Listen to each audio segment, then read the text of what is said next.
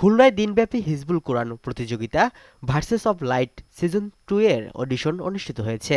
সকাল থেকে বিকেল পর্যন্ত খুলনার বয়রা বাজারের তাহফিজুল কোরআন একাডেমির আয়োজনে এই অডিশন অনুষ্ঠিত হয়। দিনব্যাপী প্রতিযোগিতায় খুলনা ও বরিশাল বিভাগের বিভিন্ন মাদ্রাসার শিক্ষার্থীরা রেজিস্ট্রেশন ও অংশগ্রহণ করে। কণ্ঠে ছড়াক পবিত্র বাণী স্লোগানে এই প্রতিযোগিতায় বিপুল সংখ্যক শিক্ষার্থী অংশ নেয়। আয়োজকরা বলছেন, শিক্ষার্থীদের লেখাপড়ায় উদ্বুদ্ধ করতে এবং দ্বীনি শিক্ষা আরও এগিয়ে দিতে এই আয়োজন করা হয়েছে।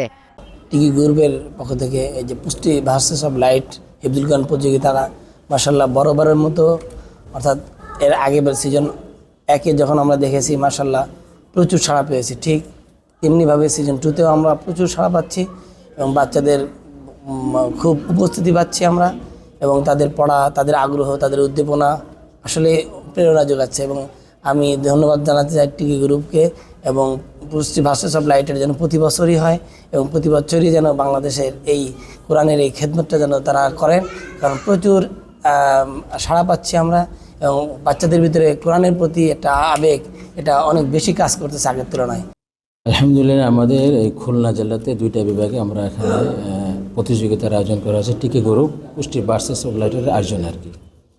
তো ওনাদের এই উদ্যোগটা অনেক সুন্দর একটা উদ্যোগ।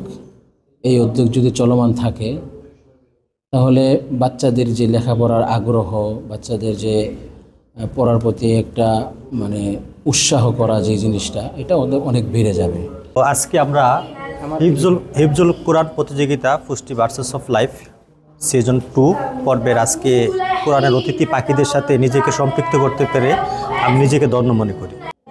আমি বরিশাল বিভাগের পিরিজপুর জেলা থেকে আসছি।